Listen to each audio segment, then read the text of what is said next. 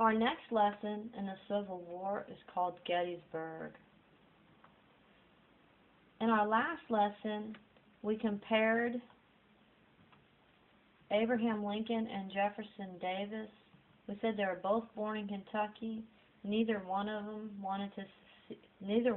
agreed that the South seceding was the right thing to do. We talked about how Jefferson Davis attended West Point Military Academy and how he graduated from Transylvania University in Kentucky, whereas Abraham Lincoln only had 2 years of formal education. We said that Jefferson Davis was married for about 3 months until his wife contracted malaria and died. Our lesson doesn't talk about Lincoln getting married. We said that Abraham Lincoln studied law. He taught himself law and he passed the bar exam and became a lawyer. It says that Jefferson Davis served in the House of Representatives and he was Secretary of War until he became President of the Confederacy. We said Davis was the only President of the Confederacy and the White House was in Richmond, Virginia. Abraham Lincoln was President of the United States and the White House was in Washington, D.C.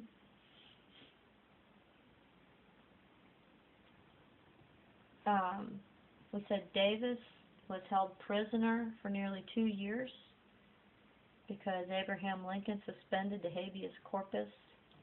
We said Abraham Lincoln wrote the Emancipation Proclamation and that Abraham Lincoln was assassinated 5 days after the war ended by Booth. Okay, today we're going to talk about Gettysburg. Our objectives for today are to recognize the events leading up to the Battle of Gettysburg, trace the development of the battle during the first and second days. Look at your vocabulary words. I'm going to read the definition and say the word. I want you to repeat the word after me. Very determined, not willing to listen to appeals to reconsider, is adamant. To work together as a unit to organize and put into motion a complex set of plans is coordinate. To bring troops out of or end involvement in a war or combat is disengage. A small rounded hill or mound is a knoll. A difficult or unpleasant situation from which there is no clear or easy way out is a predicament. Let's talk about Gettysburg. It's funny how you can go through some experience never realizing just how important it is to your future at the time. Maybe it is a sixth sense that tells you not to go with your friends that evening they get in trouble. Perhaps you are studying for a big final and a couple facts suddenly leap out at you for some reason. You memorize them well and find out the next day that most of the exam centers on them. Or you waver between two decisions and discover you made the best one after all. Phew. Today's lesson covers such an experience for the United States. At the time, it appears like another conflict in what seemed to be an endless struggle to preserve the Union. Yet the largest and most important battle of the war was about to be fought in a small, prosperous town in southern Pennsylvania known as Gettysburg. Neither side had planned on the major battle that ended up being fought there. The Civil War was about to take a dramatic turn for the South, which would see its hopes of victory dashed forever. All right.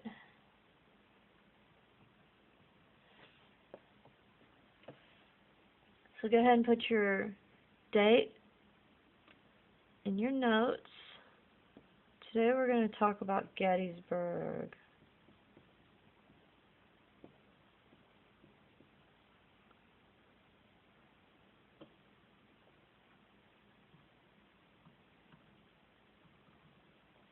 Lee moves north. After the successful battle at Chancellorsville, General Lee approached the Confederate government with plans to once again invade the North in an attempt to force a peace agreement that would end the war. Lee spent most of May reorganizing and finding supplies for his invasion force. The death of Stonewall Jackson at Chancellorsville had forced him to rearrange his command structure, which would prove to be costly.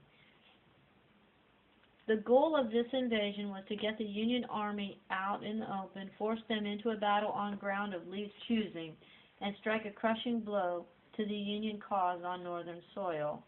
It was thought that this would devastate the morale of the civilian population in the North. At the same time, Southern diplomats were negotiating with Great Britain and France, trying to gain recognition from those two European powers. The South had informed both of them of the invasion plans. Okay, so Lee wants to invade the North. We talked about that before, how he planned to invade the North. Well, Lee plans to invade North because he thought if he could win a battle on Northern soil, that the North would end the war, that they would come to an agreement that they would end the war. So he thought the thing that he had to do was invade the North. Remember, he just lost Stonewall Jackson. Jackson was shot by one of his own men.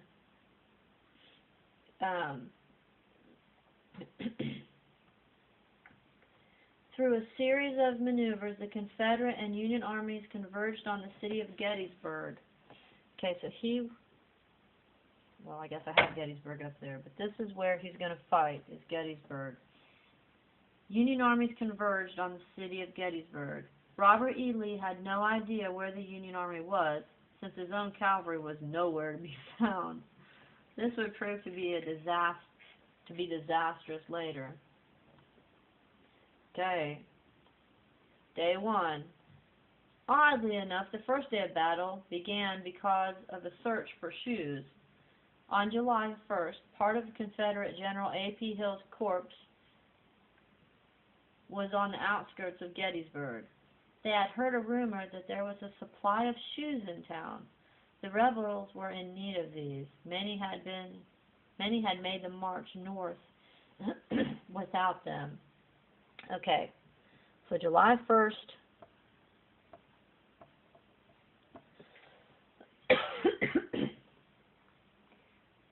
they heard that there was a supply of shoes.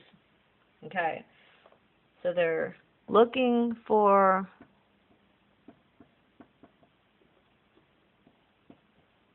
a supply of shoes. Okay.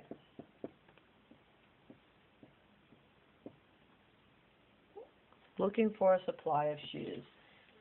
They ran into a dismounted cavalry unit commanded by Union General John Buford. Both sides made the call for troops to come and reinforce them.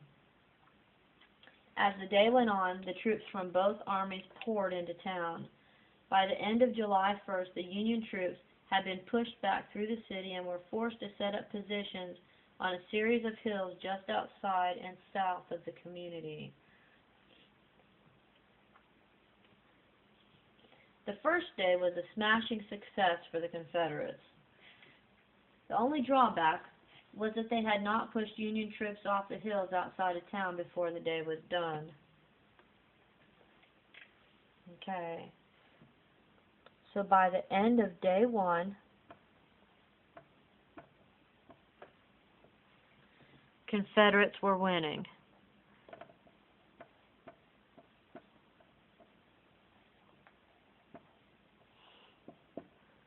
Okay, the Confederates were winning.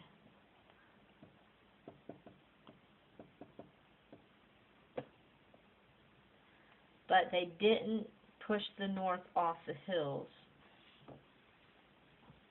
General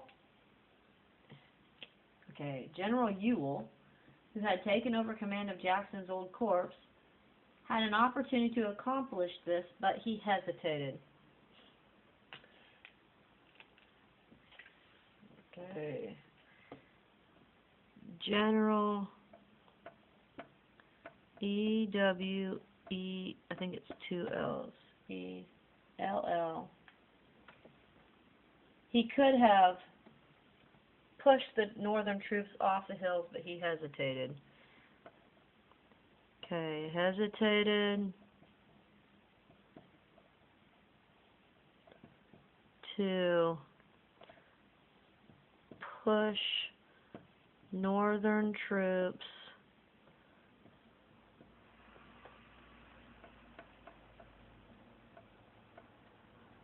off the hills, because the whole Southern Army is set up on those hills.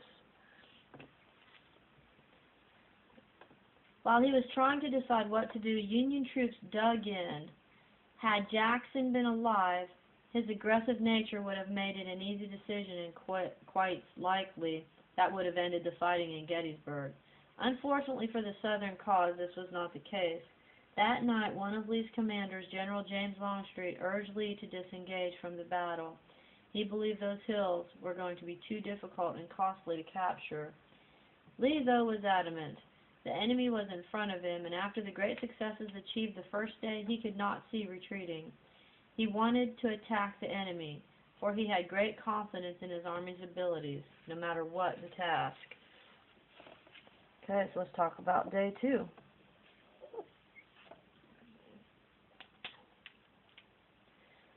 Okay.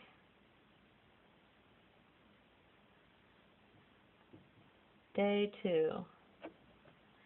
As dawn broke on July 2nd, the Union Army was entrenched on high ground south and east of Gettysburg.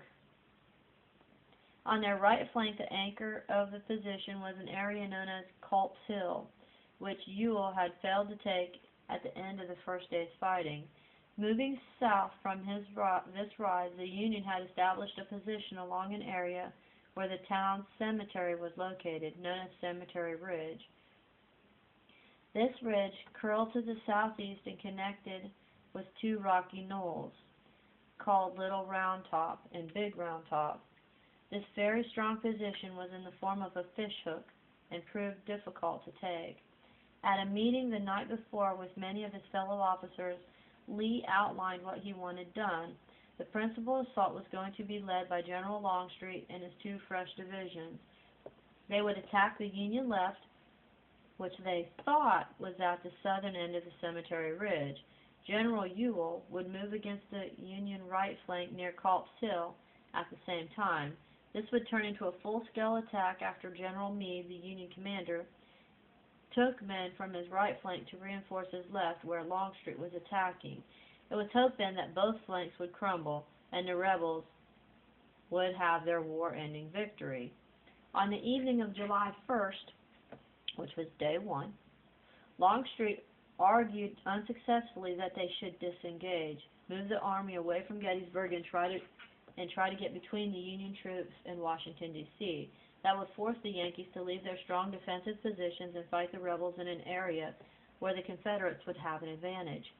Longstreet felt that the Union position was just too strong. General Lee would not hear of it. Based on the fact that they had so much success the first day, he did not want to hurt the morale and confidence of the army. The attacks by Ewell and Longstreet on the Union flanks were to be coordinated, but from the beginning, nothing seemed to go right. Longstreet had been given the task of moving his division into position to attack, but their guide mistakenly led them down a road near an enemy signal post on Little Round Top, forcing them to backtrack. Okay, so first, now this is the south. I'm going to put south here so you know that it's a Southern general. Longstreet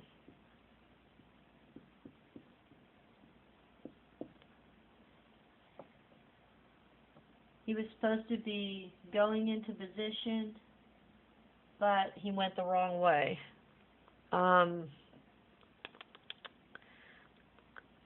Was misled when getting in position. We'll put that.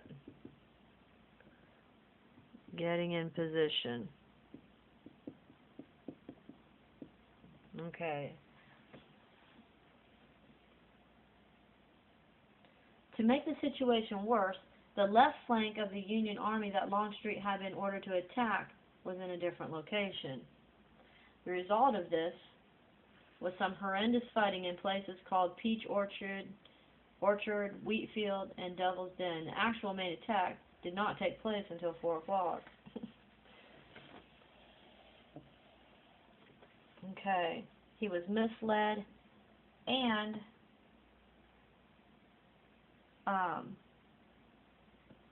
okay, he was supposed to attack the left flank, but the left flank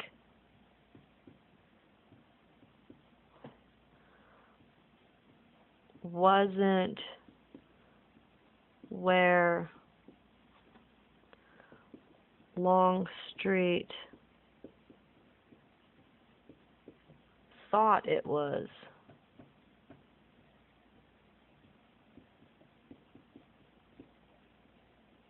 So Longstreet's having a hard time finding the left flank.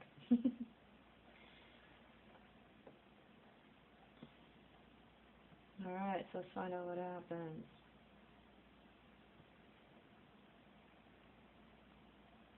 And it says because of this, they ended up fighting in places that they didn't expect to be fighting in. And one of those places was Little Round Top.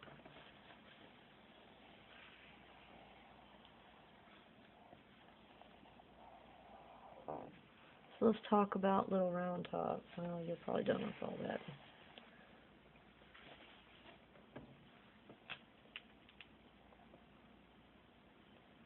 So,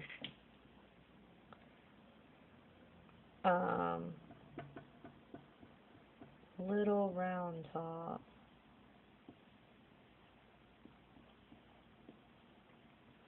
Of all the fighting that took place in different places along General Longstreet's front, none was more intense than that along the Round Tops.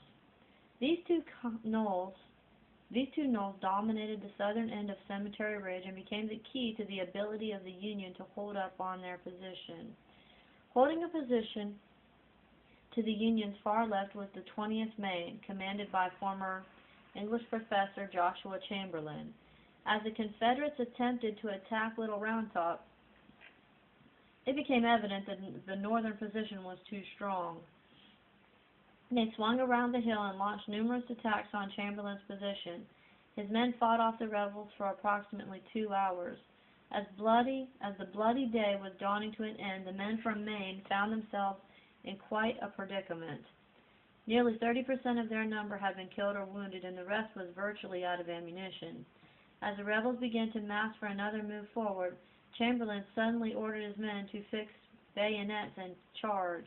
The Confederates, exhausted by their continuous charges uphill, were taken completely by surprise. Huge numbers of Southerners surrendered to the boys from Maine, and Little Round Top remained in Union hands. Okay, Little Round Top was commanded by Joshua Chamberlain. Okay, now this is the North. This is the Union.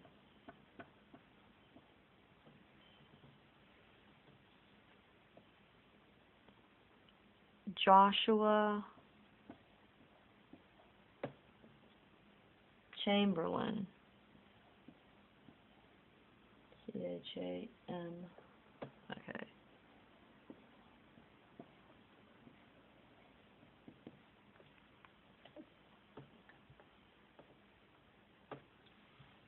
Okay. The Confederates attacked him, but the North was too strong, and so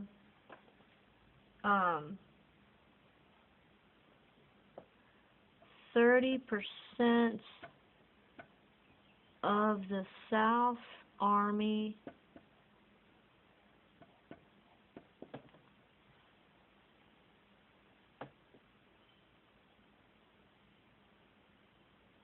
have been killed or wounded.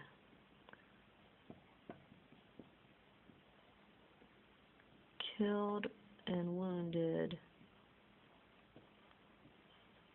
And the South was out of ammo.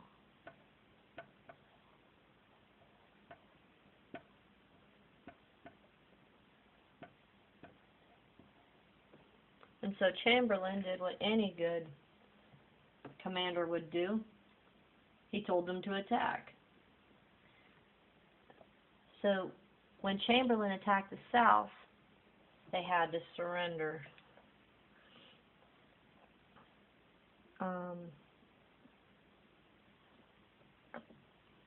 So the South surrendered.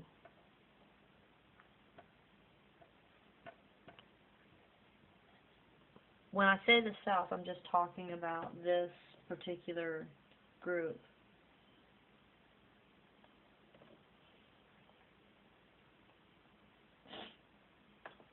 Okay, so the North still has control over Little Round Top. Longstreet continued to assault the Union line, but by the time most of his men were in action and Ewell moved against Culp's Hill, darkness began to fall. The Confederates came close to breaking through at various points in the Federal line. However, due to the bravery of Union troops and an ability of commanding officers to get soldiers in the right place at critical times, the Northerners won the day. Day 2 ended with both armies exhausted from continuous fighting. The Confederates were in no better position, and the Union had managed to hold their ground. A huge Northern victory appeared to be at hand.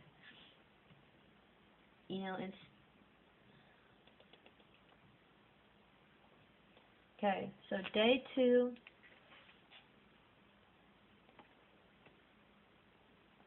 the Northerners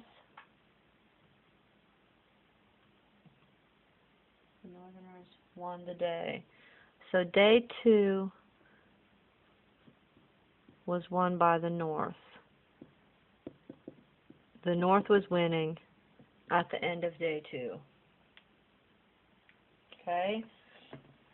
So let's review. Before completing the problem set, make sure you understand the main points of the lesson. Lee believed another invasion of the North was in order. A defeat of the Union Army on its own soil would have a devastating effect on Northern morale and cause the English or French to offer support. The first day of battle began as a series of skirmishes as the Union Army retreated to higher ground outside the city of Gettysburg. The second day of battle saw attacks made on the Union flanks with little success.